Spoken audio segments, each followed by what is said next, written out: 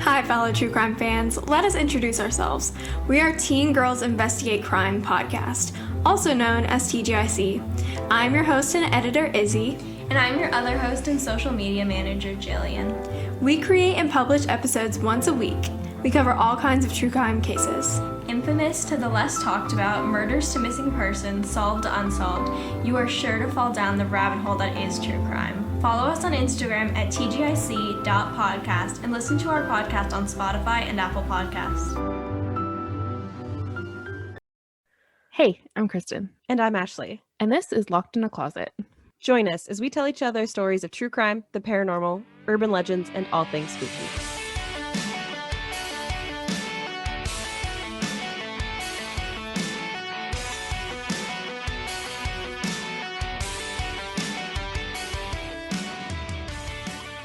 Hey, welcome back, everybody. Hello. How's it going? It's good. I've been enjoying this beautiful weather we have. I know. It's supposed to rain this week, so it's kind of a nice... It was supposed to rain this afternoon, but... it did a little like when sunny. I was driving. Oh, did it? Okay. Yeah. It's We can't sunny talk in about the my weather. time. We need more cooler things. No, I'm just kidding. What? Like, we have literally nothing else right now. It's like scraping the bottom of the barrel during this lockdown. Like, I know. I had a doctor's appointment this morning, and then I literally just drove around, like, because my doctor's appointment's like the back roads from me, so I just drove around back roads for like an hour to do something, Just to be out of the house. just to be out of the house. Yeah. And I know you're supposed to go home. It's like a stay-at-home order, but I was just like, You weren't going any. I just put on a podcast. I actually put on the podcast of the ladies that we just promoted, Ooh. that we just heard. Yeah. So I put on their newest episode where they talk about what was the name of that? The woman who murdered her kids, but it was kind of like she tried to say it was an intruder. Anyway, so I put on their podcast because they're so cute. Yeah. Yeah, that's great. I I'm wish that I so would have happy. like been confident enough to start a podcast when I was in high school. Like, Right? it's ridiculous. The last episode I just listened to, it was like one of the girls' 16th birthday, and I was like, I'm sorry, 16. We're so old. I'm gonna be 31 in like a week, and I'm like, these girls are more articulate and put together. And... Yeah, I bet they don't have to edit nearly as much as we do. Exactly. I know, the whole time I just felt like, because they did such a good job, and you know, they covered the last one I listened to was such a tough subject. Yeah. And they were so respectful about it. And I felt so like motherly. I was like, He's so proud. you ladies did such a good job. That's awesome. Good for them. Yeah. That's So yeah, fun. I put on their podcast and I just cruised around, and it started to rain a little bit. So I went home, and then yeah, that was my afternoon. It's nice just to get out of the house. Like, Michael and I have been going for walks and stuff, which is really nice. Yeah. But like, oh my God, it's just so boring. I'm like, boring. we need it because, you know, Oh what was my it? God. Sunday, we had 4,500 cases. Well, Canada in total, like today the numbers came out. So yesterday there were 7,500 new cases. Jeez. So we're like the laughing stock of the world right yeah. now. We need this lockdown, but I can tell you I am bored and miserable. Yeah. Yeah. It's not good. Thank God for like Zoom calls and No. cell phones. I swear these recordings keep me sane because I'm like a person. Like, you're not Michael. Exactly. You're not my dogs and you're not my husband. Oh my God. Hi. Yeah, exactly. Oh my God. Yeah. I'm looking forward to the day where we can actually not have to talk about this, you know? I know. It's going to be so One nice. day. What One what day. are we going to talk about? Well, I know. I'm like, We're not what going to was have the anything to world talk like? about. Be like, I went outside and I talked to people and I saw their mouth. Like, Hug people. yeah. I don't know. I feel like it's gonna be a long time before I like trust again. Like, I know. touch and hug people. Yeah, I know. It's going to be, and like the first time you do it, it's going to be like, are we allowed? Can Yeah. I hug you? It's going to be so Have you got weird. your vaccine? Like, Yeah. Speaking of which, my parents are getting their vaccines tomorrow. Oh my God. I'm so That's so happy. exciting. My mom got a letter saying that she can get hers because she's in BC, and so that they're doing their rollout differently, but Mhm. she's like super high risk. She has MS and a couple other Mm. things and diabetes. So they're like, finally they're allowing Good. higher risk people. So she's got her letter. But she has to like time her immunization kind of weird because because of her MS, she gets like these bi-weekly injections that Oh, help with it. So that's got to be timed like between these injections for when her body's like the strongest. So right. Okay. that hopefully soon she'll get Yeah. hers. And Yeah, that's great. Mhm. Yeah, it's very exciting. Almost everybody that works like in my office has got their first dose now. So I'm just like, okay, I feel a little bit better about like the days that I do have to go into the office. So that's good. It's still just not happening fast enough. It's I know. I mean, I'm so excited to hear like a friend of mine, her parents just got their first dose today. So exciting. Like my grandpa got his a couple of weeks ago, but it's still just like, okay, but like now when's our turn? Yeah. The Yeah. normies. I mean, I probably won't get one until I don't even know when they're gonna vaccinate like I have no pregnant women idea. or women who've given birth recently. So Yeah. Or just like healthy, normal people. Yeah. Or like young. Like, I don't know. I have no exactly right. idea. That aren't in these like high risk zones, as they say. Yeah. Should we just get to the murder? Get to the crime? Sure. Straight to the Let's murder. Give her. I think it's you're me first. Yeah, because right? we did Yeah. ghosts last time and it was me first. Yeah, ghosts are funny because it's like do. Yeah. Because you can't find any information. So they're always short. Yeah. But you know what? I think like more stories is more exciting than us trying to drag on. Yeah. And One honestly, like I story. just love ghost stories. Like my favorite show growing up was Creepy Canada. Yes. It turned into like Paranormal State, which is definitely fake, Mhm. but also scared the shit out of me when I was younger. So. But then also before that, there was like Goosebumps Yeah. and Are You Afraid of the Dark? Are You Afraid of the Dark? And then like, do you remember even before that, there was like a cartoon with like a maggot and a cockroach? Oh, what was it called? And they told like urban legend stories. Hold on, let's see if I can. I vaguely remember something about that. I have no idea. I think it what was like a would be called. Canadian show. And then also the stories of the Oh, Crypt Keeper. Yeah, Oh, Tales of the Crypt Keeper. yeah. Okay, so Freaky Stories was the one with the maggot and the cockroach. Let me look it up because I don't know. I used to love and hate it because I hate bugs, and I thought the maggot was so gross because he was like shiny, like he was all. Oh my god, yeah, that I remembered the mouth of that guy. I hated his mouth. Yeah, I hate it. Ew, but like, I completely forgot about that. I feel like that was like the origin stories of me loving like creepy stories was that like Oh my that God. and like Tales of the Crypt Keeper and reading all the Goosebumps, even though those give me nightmares and What a blast. and then Creepy Canada, yeah. Oh my god, I haven't thought about that show in so long. But I hated his mouth so much. Every time I was Yeah. on, I was like, ew, it looks wet. Yeah, they like made him look slimy, which made me Oh. gag. Yeah. Yeah, gross. so I'm kind of bringing that up on purpose because my story is set, it's kind of in like the late 80s, but something that's involved with the story is actually gonna unlock a childhood memory that you Oh my forgot you God. had. Yeah. I'm ready. I have like I know you told me who you were doing, but I don't know anything about this. So I'm very excited. Yeah. So we'll play the clip right here. Hi, I'm Gert, and this is my brother Bert. Hi, we're here to help you stay alert and stay safe. Anybody home? My car is broken down. May I use your phone? Daniel's at home alone. What should he do? You have to stay alert at home too. My parents can't come to the door right now. Good job, Daniel. You should never let a stranger into your house. Stay alert. Stay safe. Oh my god. Stay alert. Stay safe. I Like have not thought about that commercial since the 90s. right? But like as soon as you heard it, like I bet you that jingle It was the like bunnies. in No, your it was head. the bunnies. I Yeah, remember the seeing bunnies, for And I sure. was like, oh my god, they look so cool. Like Bert and Gert or whatever. Yeah, Yeah. honestly. Like, so you remember those videos because I know Yeah. I remember those videos. Yeah. I think they were played between like cartoons on TV, right? Yeah. Like, Do you this is off topic, but do you remember Body Break? literally was just be like Body Break and like Canadian Heritage Moments. Yeah. My dad met, I think it was Hal. My dad met Hal at Johnson. a buying show. Yeah. And he's just Joanne like, I McLeod? met Hal. I was like, oh my god. Your I favorite loved dad. those. I mean, I still turned out fat, but like I loved Body Break. Oh my god. Yeah, so I was like I think those played alongside like Body Break, the Canadian Heritage Moments, Yeah. the House Hippo, Yeah. like all of those other ones that like, or like the ones where it was trying to teach you about again losing weight. So it was like the guy running away from the girls. There's like, no, yeah. I can't even sing the Yeah. French, whatever it Yeah, was. yeah. That and then there was also like a War Amps one that played all the time. Oh yeah, a lot Yeah. of those. Ugh. Yeah, TV was different back then. I It feel was like so strange. yeah. I don't know if they still do that. I really wonder because Yeah, I I have mean no I don't even idea. have TV, and my kid's probably not going to grow up with television. It's going to grow Yeah, up with like same. Disney Plus and Netflix YouTube. Kids. Yeah, Yeah, I but don't yeah, life was just different, know. and It sure was. so for those who are not familiar, who aren't 90s Canadian like kids, these are like they would play on TV, and they were basically just to like inform you about staying alert and how to be safe when you're home alone, which isn't a thing anymore.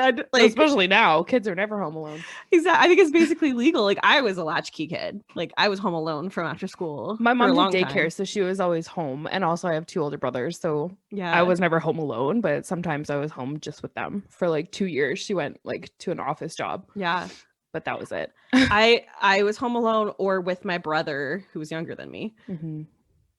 And like even like I think that in our childhood started to ramp down, but like I know in the 80s and 70s, like my parents definitely like leaving your kid home was not a question. Like, Well, what's crazy, and I think times have changed a lot for this too. Like when I was 12, I did like a babysitting course, and then I started babysitting kids when I was babysat, like like, 12, once. 13. I did it all the time. But like now, like my stepdaughter is gonna be 12 this year, and I'm just like, I wouldn't want I would never trust a 12-year-old with my future child. Like, that's insane. Sorry. They're so young. And They're too also young. like thinking now, being a 12-year-old right now, I would be terrified to be home alone with kids. Oh my god, yeah. Like you hear like one little noise, and you're just like, somebody's breaking in. Like I literally never. as a 30-year-old, I'm just like, we have an alarm system because of Yeah. I don't think the true crime obsession helped, but yeah. Yeah, it's such a weird concept. Leaving your kids with kids. I know that these commercials instilled like stranger danger fear in me, like no other. And I think that was the point, and it was good. But again, to any future therapists, this might be the source of my anxiety. It's like these commercials. So anyways, the reason I played that is because I'm actually covering the case of why this campaign started in the first place. And that is the murder of Alison Parrott. Okay. Yeah.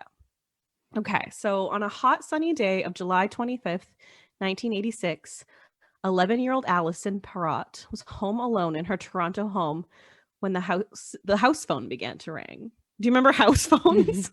I do. We had one that looked like a payphone. It was great. My mom still has hers, and I'm like, get rid of it. I know she's trying to get rid of it, but she's trying to like wean off, like, I guess my stepdad's parents, because that's what they call. So she doesn't want to like cut them off. Call a cell phone.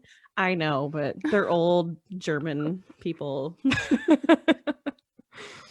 They don't have a microwave. They do what they want.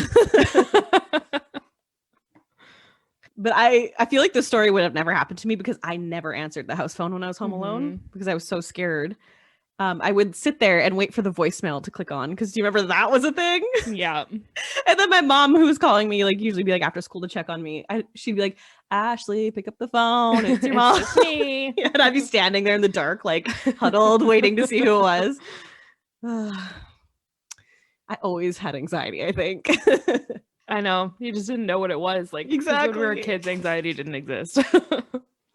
Anyways, so Alison answered the phone, and on the other end was a man who claimed to be a photographer who was photographing publicity photos of her and her teammates for an upcoming track and field meet in New Jersey on August 1st.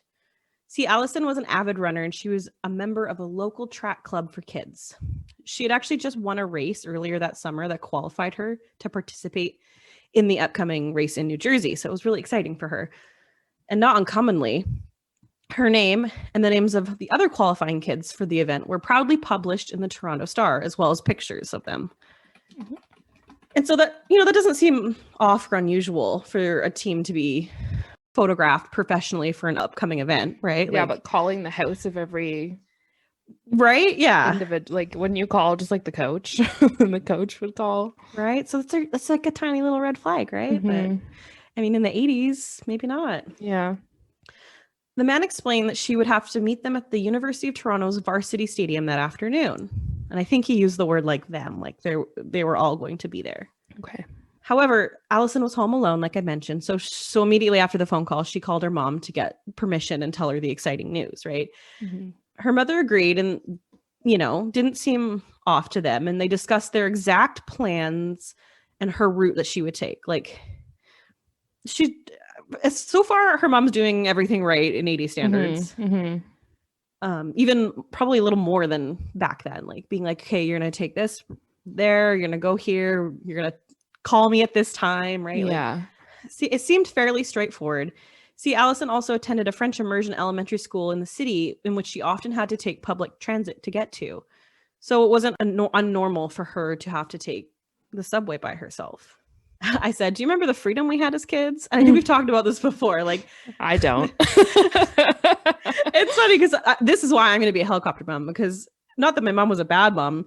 I never went too far, but it was definitely like, you can go and play in the streets, just come back at night, like kind of thing. And my mom said she always knew where I was. Like, she always kept an eye. And there was one time, because there was a field up the street from us that we would like hide in because the grass was really tall and none of our parents could find us and they had to call the cops. Yikes. Oh no. And like, we didn't know like how serious it was. So we were just sitting in this field, just like giggling, and then cops come trumping through. We're like, yikes. Sorry. But yeah, I remember walking to school by myself in like grade 5 or 6, I think. Like, that's young. And part of that walk was through a forest. Oh my God. I know. I would walk home like with my mom's daycare kids, but we literally lived like, my school was on one street and then there was a path and then it was my house. Like, it was like the next street over. It was so close. I lived like, I think 2 streets away from my elementary school. Like, it wasn't far, but it definitely like the quickest way home was through like this little forest and then down my street. Yeah. And I think, and it wasn't like every year I had to walk. It was like sometimes, I don't know. I do remember having to walk by myself though in like grade 5 or 6. Yikes. But so anyways, this girl, she's took a freaking subway to school by herself. So at 11, that's insane. But also that's just the reality of the 80s. So of course, since she already took public transit every day to attend school, or actually to that track that she was going to meet the photographer at, this wasn't anything that Alison's mom like really worried about. Like, it didn't seem off to her. So Alison went on her way, taking the subway just 3 stops from home, and she was seen by many people on her 20-minute ride with her bag of gear, like heading towards the stadium. When 2:30 p.m. came and went, which was the time in which they had discussed like she would be home by and that she would check in, Alison's mother didn't receive a call from her daughter, and she understandably began to worry. However, they like waited. She got home and they waited till about 5 p.m., assuming that maybe like things ran a bit late or she was just like hanging out with her friends at the track, like, kid things. They started asking around to neighbors who claimed they actually hadn't seen her since she left. So then they started to call like her friends and stuff on the team and her coach, but no one else was aware of this photo shoot that was scheduled. So I think that's when they panicked. Realized what was going. They finally called the cops. So finally, the police were called and a massive search began for Alison. Despite the massive search filled with friends and family and like literal strangers, like the whole town, like a lot of Toronto rallied and tried to find this girl. It was actually 2 young boys that stumbled across Alison's body 2 days later after her murder along the Humber River. Yeah. Like, of all the people to find her, it had to be 2 kids that are going to be scarred for life now. Because she was found nude, bound, very obviously like sexually assaulted, and her cause of death was determined to be asphyxiation by strangulation. Yeah. So both the riverbank and the river was thoroughly searched for any clues, but like not much was found. So they set up hotlines to hopefully get any information that would help lead them to catch Alison's killer.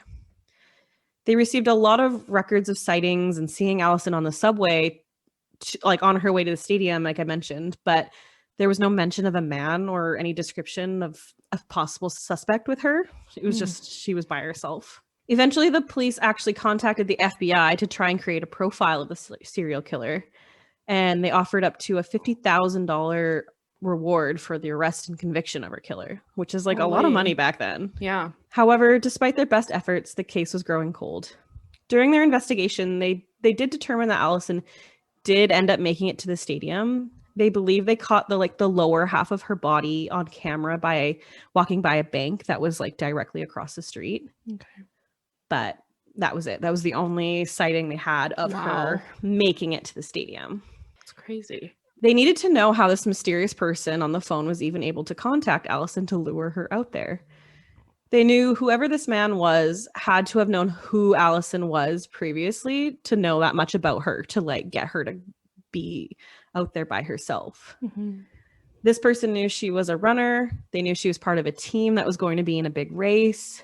But like I mentioned earlier, none of that was secret. It was in the Toronto Star. Like all of that was published. So, which like now you don't like, it's never occurred to me how dangerous that is. Hey? Yeah, that's wild. Like I have had my picture in the news for sports and stuff. Like when I used to play softball when I was younger, like, or like my you really team. don't know like who's going to see it, eh? Yeah. And it's just like, well, they can use that to stalk you because they publish your full name. Yeah. Yeah. It gives me chills now to realize that someone could use that information to stalk me. Like it's definitely something I'm going to think about now with having my own kid and how I want to have its online presence. Like 100%. Like you think about like family vloggers and stuff like that. And like, it could be so bad because you don't know who's watching the videos. I know before I got pregnant, I had a friend and she has 2 kids now. And I remember, I guess a year ago now, time is irrelevant, it seems like, but she actually took all of the pictures of her kids off of like social and asked people like not to post pictures of her kids. And at the time I was like I didn't care. I don't even live close to her, so it wasn't affecting me, but I thought it was kind of weird. But I get it now. Like you want to protect your children. Yeah, 100%. I made my Instagram private like a little while ago because I mean, I don't have children, but I post pictures of like my niece and nephew all the time. And I did have I've been going back and forth between private account and public account because sometimes I'm like, it's fine. Like their parents post their pictures and stuff. But then I'm like, you really don't know who's going to see it. And these kids are freaking adorable. So I know. And like we talk some controversial stuff on here. And so it's like you start to worry that if you're going to piss the wrong person off and they're going to find our social media. Yeah, exactly. So it's just safer. Exactly. Internet safety. Yeah, it's something you got to continually learn and teach, apparently. Yeah. So the police canvassed all other families with the Parrott last name in like the phone book because, again, that used to be a thing. And basically all the ones that spelled their name the same way or close to it. And they discovered that almost all of them had actually received phone calls looking for Alison in the weeks just before her abduction and murder. Oh my God.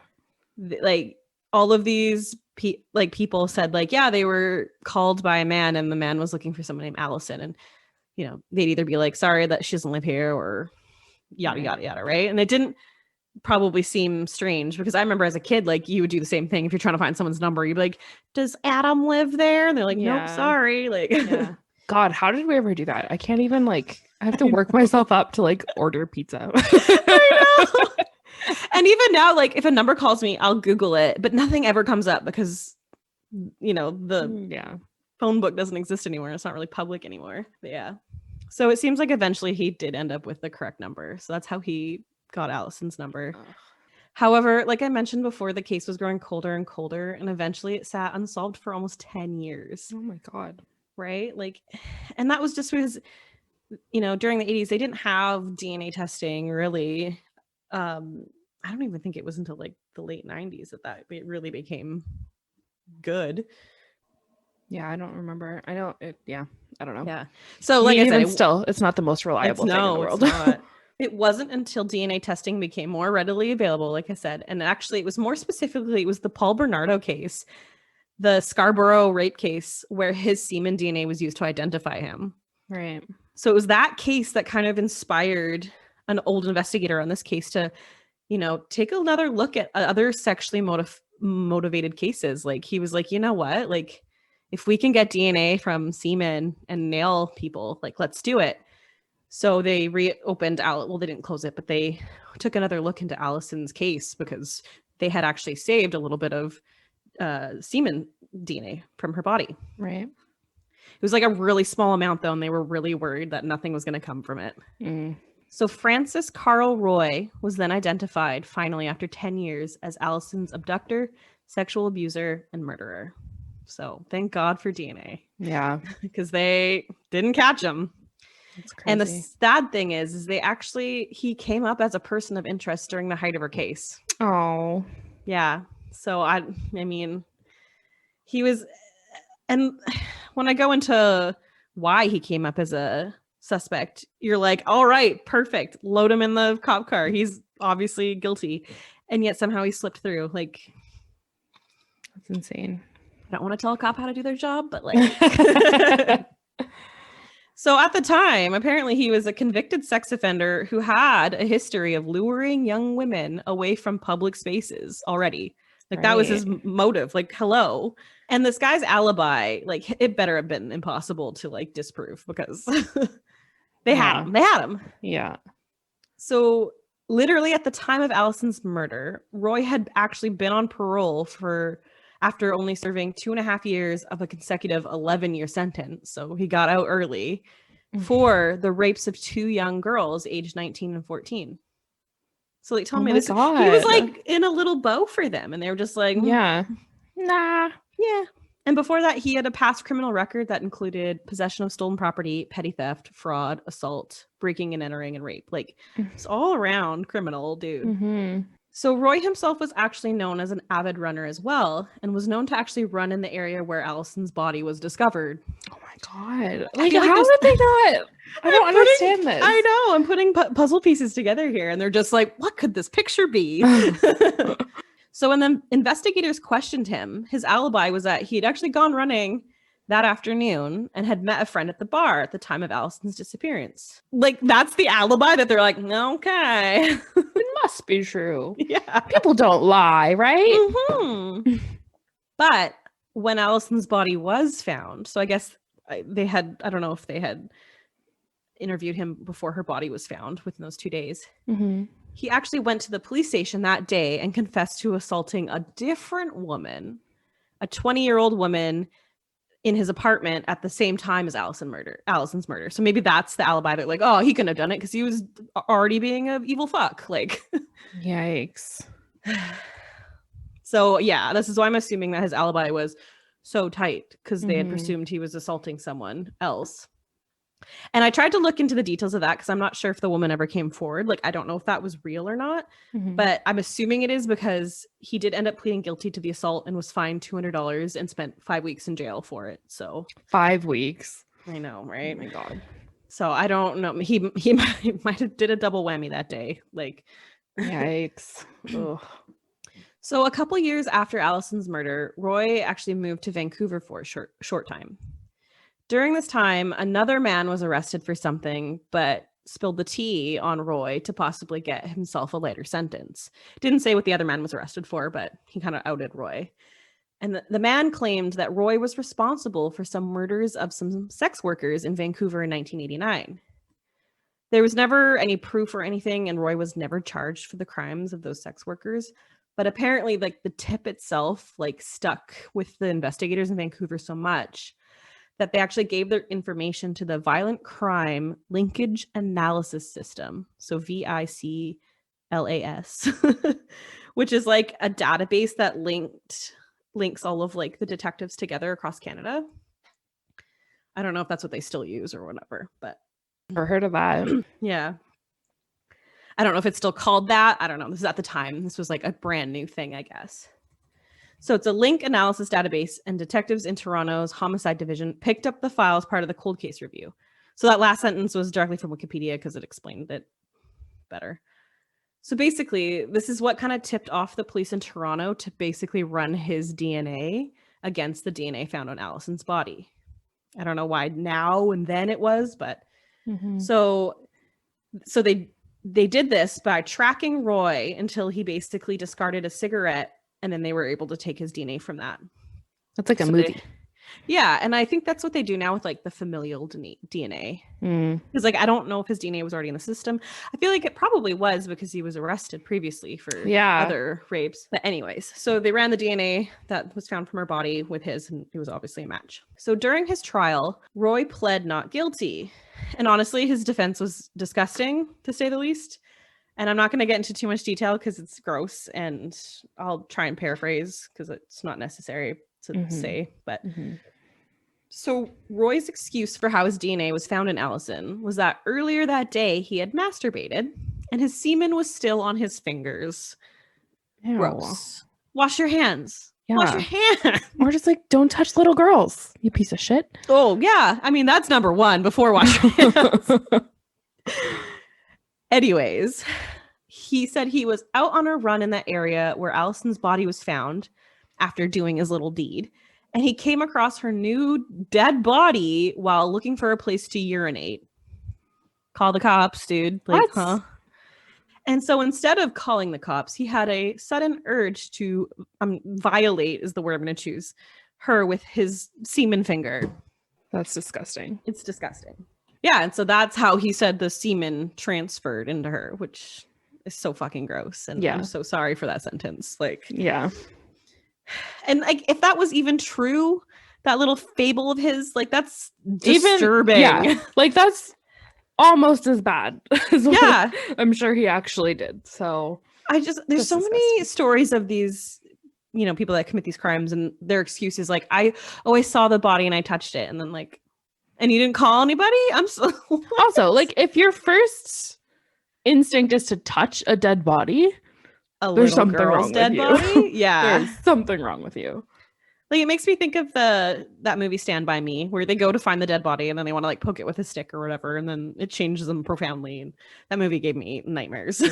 But yeah, if you see a dead body, just call cops. Call cops. Don't touch it. Just don't touch it. It's not your problem. Yeah. Don't assume it's a mannequin. Don't assume it's anything but a dead body. Let them make that distinction. My God. So despite all the evidence, it did take the jury 6 days to deliberate, but in the end, he was found guilty of first-degree murder on April 13th, 1999, which is weird because I did all my research and finished writing this yesterday on April 13th. And I didn't even plan that. I had no idea. Like, I was just looking at the dates and I was like, wait a second. That's so weird. Yeah. A little bit of a coincidence. And apparently he's available for parole this year. So hopefully he doesn't listen to this. And hopefully he doesn't get out. Like, keep the child diddlers in the fucking jail forever. Yeah. So, of course, now to tie in the stay safe, stay alert, stay safe promo that I played at the beginning of this. So in an effort to keep Alison's legacy alive and in order to help protect other children as well, Alison's mother created the Stay Alert, Stay Safe program. So she worked at a large ad agency at the time. Mm-hmm. So it was actually her coworkers that kind of all decided they wanted to create something to like help educate young children and just, like support Alison's mother, which I think is beautiful. Mm-hmm. So they came up with a series of short episodes that contained common things that children might experience and ways that predators might use to abduct children. So some were like adults stopping and asking children for directions, like on the street. Some were coming to your front door while you're home alone, asking if your parents are there. Mm-hmm. They're always in the shower. Yeah, always. Some were also too, like if you're walking home with friends, not to split up, stay together, don't go down dark alleys, like things that seem like common sense to us now as an adult, but aren't when you're a kid, right? Yeah. So the whole purpose of these, as they call them, street proofing PSAs, were to educate children rather than scare them, which I appreciate, even though they still scared me. Yeah. And honestly, I remember seeing all of them as a kid growing up. And I think they subconsciously worked on me. Like, I still don't open the door for strangers. Except for anyone dressed as a UPS man. That's it. I'm done for. The ultimate crime. Exactly. I know my parents gave me like their own, versions of stranger danger talks. Mm-hmm. But I think seeing stuff like this on TV really like continued to drive it in my head, right? Like it's not a one and done conversation. Yeah, it's not like, oh, mom, shut up. It's like, oh, okay, this is real. It's like, oh, this is actually stranger danger's real. Yeah. I also really remember the one that's like, don't you put it in your mouth. Don't you shove it in your face. Till you ask someone you love. Yeah. Those worked. I swear. I hope they still do something like that for kids. Yeah. But yeah, so that was the tragic and sad story of Alison Parrott. There was actually a similar story to hers in Ontario as well that happened like a few years before hers about a girl named Christine Jessup. I don't know if you've heard that name before. I've heard the name. I don't know. Same situation. I don't remember how old she was, but young girl abducted, murdered. Her case remained unsolved for over 36 years. It was actually just solved, I think, like last year due to the familial DNA thing, like how the Golden State Killer was found. Okay. Yeah. So it's the mother of Christine Jessup actually went to the funeral of Alison Parrott and like supported her mom because she went through the exact same situation. Yeah. Like her, oh God, I'm just getting an Amber Alert on my phone right now, actually. Oh, no. Yeah. So because she had just gone through like the same situation, obviously. And unfortunately, her daughter's case didn't get solved until literally last year. So I'm hoping now she's got her closure. But yeah. I was going to cover Christine Jessup, but instead I chose Alison Parrott because I felt like it was like lesser known, even though it was solved. But I had no idea that the Stay Safe program was created in her honor. And I think that's such a big part of like Canadian 90s kids that I'm like, we should talk about it. Like, yeah, for sure. Yeah.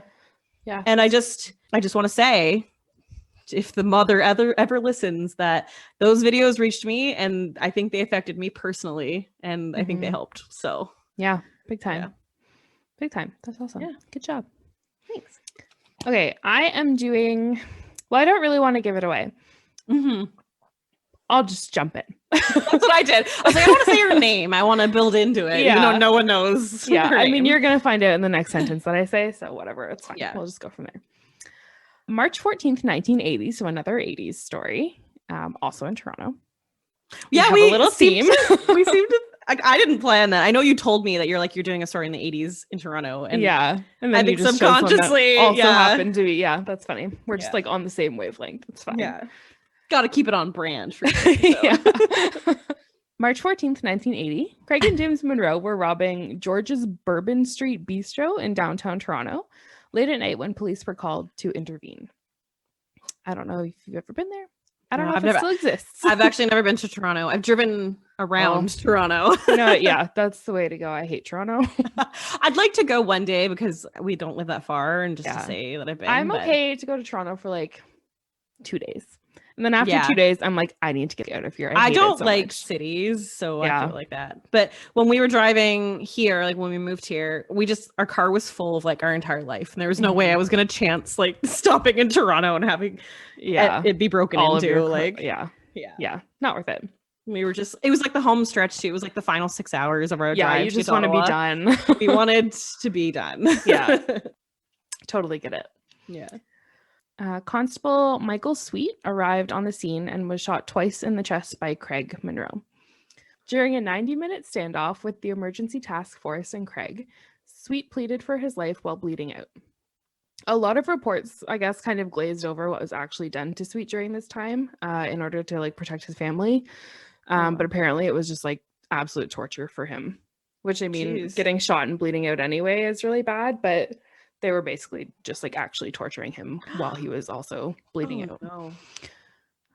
So Craig, I guess, was like mocking him and saying that he was never going to see his 3 daughters again. And they were like denying any access to medical care because obviously he was like bleeding out. So outside, fellow officers were pleading with the higher ranking officials to storm the building and just to get Sweet out of there. But they just like continued negotiating with the brothers instead of actually doing anything and getting him out. So one report said that they held a press conference while he was still in the building with them, which is insane. But like if he's in there for 90 minutes, I guess they could have. I don't know. Yeah. Just like that's the background. Yeah. Like, yeah. Weird. So some of the officers were like crying in frustration. One of them ended up smashing out a window with the butt of his shotgun because he was just like so angry. Which like I totally understand why you would be angry, but I mean, maybe not. Don't like destroy your car. Yeah. And like that sound could probably sound like a shot or something and like scare the people inside. Yeah. So Craig later said that he was drunk and high during this encounter. One of the stories also said that he was like shooting up heroin while they were inside with him. Jesus Christ. Yeah. And because of this, he was not thinking straight, obviously. He also stated that he didn't realize that Sweet was bleeding so heavily because he was wearing a thick coat. It's you like, shot well, you shot him. him. Yeah, in the chest. Like, anyway, drugs will ruin it for you, you know? Yeah. Drugs are a hell of a drug. Like, yeah. I hate that that's a defense. Like, no. I know. It's just insane. Mhm. Like, yeah, they are going to alter your mind, but yeah, you know what I you're mean, doing don't though when you do them. If you're, like if you're going to shoot people, yeah, exactly. maybe don't do drugs. So Sweet eventually did lose his life from the loss of blood, which left his wife to raise their 3 young daughters alone. That's so heartbreaking. I'm not entirely sure how accurate this is. I found this part from like a blog of one of the guys that was supposedly there. Not 100% sure, but I figured I'd include it anyway. So Sergeant Eddie Adamson was also on scene, and he and his ETF breached the building, shot the hell out of Craig and Jamie Munro, while some uniformed guys dragged Mike up the stairs into the hospital. That doesn't really sound correct. It reads like a savior thing. Yeah. Like, you know what I mean? They like, shot the hell out of him. Like, that's not, it's like his fantasy. I don't know. Yeah. Anyway, I figured I would just include that because in 2005, that same sergeant, so Eddie Adamson, he ended up taking his own life, probably because he was struggling so much with PTSD from that incident. So that's just like another loss caused by this guy. Yeah. I know people give cops a lot of shit, especially lately. And especially with what just happened in the States. I'm sorry, but how do you confuse your taser with your gun? Just gonna like that's not an excuse. Yeah, but you're a trained police officer. You should know the difference. Yeah, you should know the difference. But I will admit that they do have a really tough job, and PTSD is an actual problem. 100%. So that sucks. Yeah. Good cops. Good cops exist. Feel I'm horribly sure for them. Yeah, the amount of shit that they go through, just like in a day. And also 911 operators. Oh my Shout out God. to them. I wanted to be a 911 operator like a long time ago for some, I don't know, morbid reason, I guess. Yeah. I don't have the emotional strength for that. No. Yeah, like when I was growing up, I always wanted to be a psychologist. And now like I work in an office I need full a of psychologist. psychologists. I could never do it. Never, ever, ever. Like we have to hear like some of what's going on, like just in case like people have like priority appointments or anything like that. And even that, I'm just like, tell me bare minimum. Like I don't want to know when people call. I'm just like, give me a really brief overview because I can't deal with it. No, I could never. And I know that like most like therapists or psychologists have their own as well because it's just necessary. You can't just like absorb everyone's the negative thoughts or negativity or whatever and just go home and be like everything's fine. It's good. Yeah. No, it's definitely, I mean, it weighs on you a lot. It really does. Shout out to therapists. Hell yeah, especially right now. It's like they're like the frontline workers that are dealing with like a different level of frontline work. Like and also helping the frontline workers. Exactly. Yeah, it's oh my God, it's insane.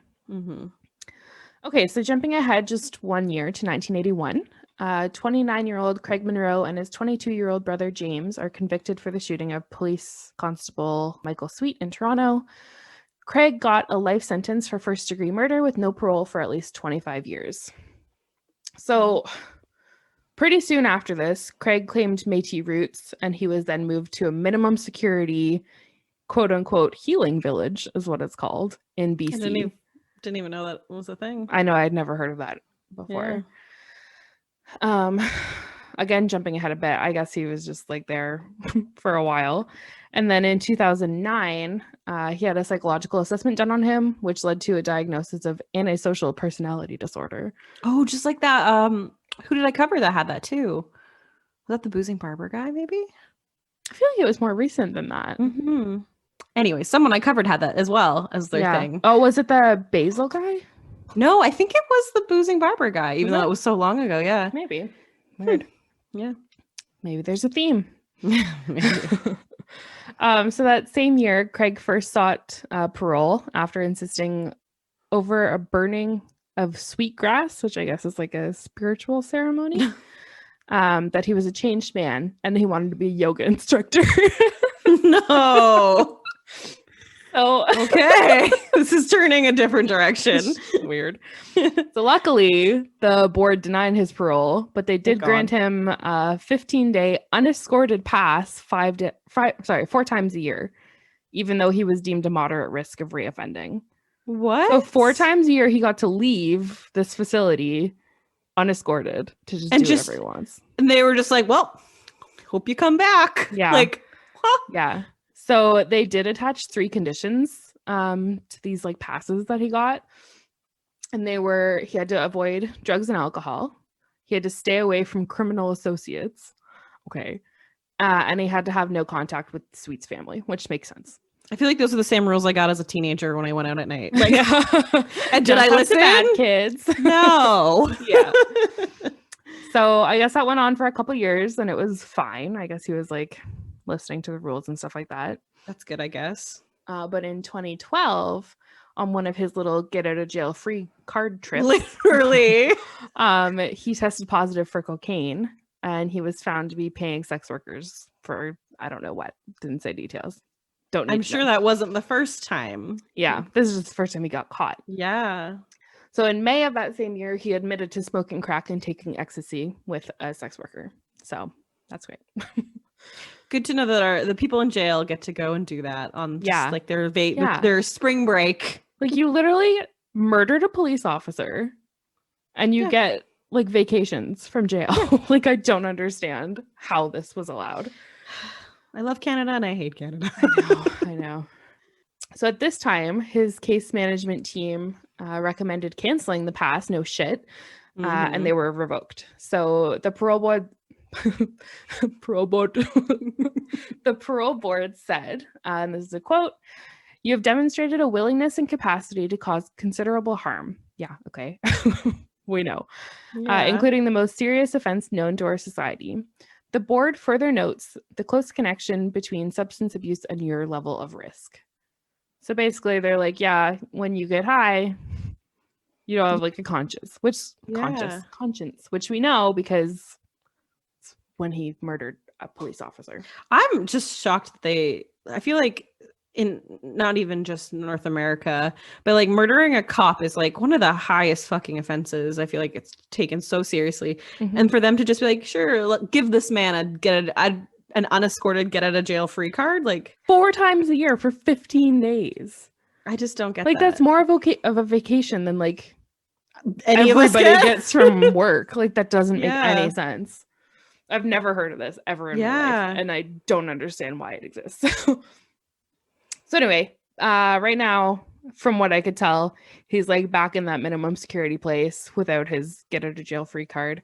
That's good. But he's still able to reapply for parole every 2 years. So let's just hope he never gets it. I guess he's like pushing 70 now. He's like 69 this year. Hey, it doesn't stop some people from fucking I know. murderers. I know. And also the brother, because he just kind of gets pushed aside in this. James was convicted of second-degree murder and was released in 1992. A parole board spokesman said that he was granted permission to emigrate to Italy, where I believe he's still living now. So he's just like gone. Oh, sorry, Italy. Like, Jesus. Yeah, I know. Oh, wow. Yeah. So I mean, I don't want him here, but no, that's rough. Yeah. It's tough because like, I don't want to say I don't believe in second chances, but at the same time. Yeah. But like, how many chances is this guy gonna get? Hopefully no more, because hopefully. Oh my God. Yeah. That's so sad. That's brutal. Jeez. I know. And I've never heard of this like minimum security prison either. That's wild. No, like it had I can't pronounce the name and I wasn't even gonna start to try. Yeah. It's somewhere in BC. Great. Yeah. Minimum security. Awesome. Yeah. That's okay though. He wants to be a yoga instructor. He would do well in Vancouver, I feel like. That is quite a thing. What could he call his studio? Convict? I wonder. It's just Akon comes in. Yeah. It makes me think of there's this road in Chilliwack, BC, and at the end of this road, there's a lake and a very popular Chilliwack Lake and a popular campground, which we used to go camping at like, oh my God, every weekend. Because it was like the closest campground to where we lived, but still far enough away. It felt like camping. But this whole road, and I think it takes like it's been forever. When you're a kid, everything takes forever. It was like 2 hours of a drive down this road. And I kid you not, like there's a prison and minimum security prisons, and then like just juvie after juvie after juvie, like yikes. It's like prison row basically. So I'm like, I wonder if it's there. And now that I think about it, I'm like, we would go camping. That's a setup for a scary story. Yeah. We're like, prisoners break out of jail and then go kill the campers. Yeah, that's scary. Because we did have a few times that we would be driving to the campground and then there'd be a roadblock and they would say like, don't pick up a hitchhiker, someone's gotten loose. And we'd be like, okay, and just keep driving. Oh my God. And it was just my mom and me, my brother. Like, yikes. That's so scary. I know. I'm like, what the hell? So yeah, that's the story of the murder of Michael Sweet. Pretty That's so sad. Yeah. Jeez. Poor guy. Poor family. I feel bad for his family. That's so sad. I'm just glad those people were caught and I mean, yeah, they were punished in their way, I guess. Kind of. One's living probably his best life in Italy because Italy's fucking amazing. Yeah. Except for beginning of COVID, that was a little scary. But yeah, that's true. Hey, yeah, they did not have a good time. No. Anyway, what are we doing next? It's our wild card or our tarot card episode, whatever we want to call it. I don't know. We don't have a theme for that. No. It might be a surprise for our listeners and for us. And for us. Maybe surprise we'll all around. Talking and see where we end up. Yeah. Yeah, so it could that should be good. Anything, some sort of urban legend, some sort of. I don't know if I want to do a cult for a while after. Yeah, I think maybe we'll hold off on the cults unless they're like really old and don't exist anymore. Yeah, like I don't know if everyone noticed, but the Yellow Deli commented on our Instagram. Yeah, freaked us out a little. That was an oops. Mm-hmm.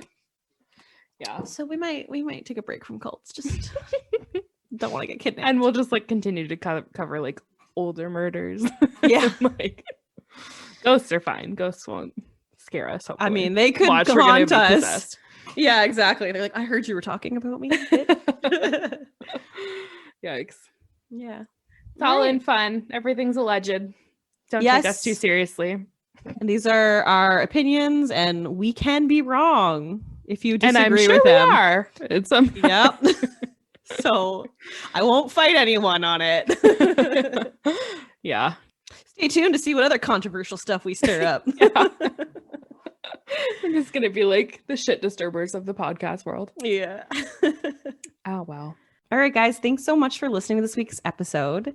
If you want to follow us, we're on Instagram at Locked in a Closet Pod, Twitter at LIAC Pod, and on Facebook at Locked in a Closet Podcast. Also, we'd love it if you would share your spooky stories with us. You can email us at lockedinaclosetpod@gmail.com and we'll share them in a future episode. All right, guys. Until next time. Keep on creeping on.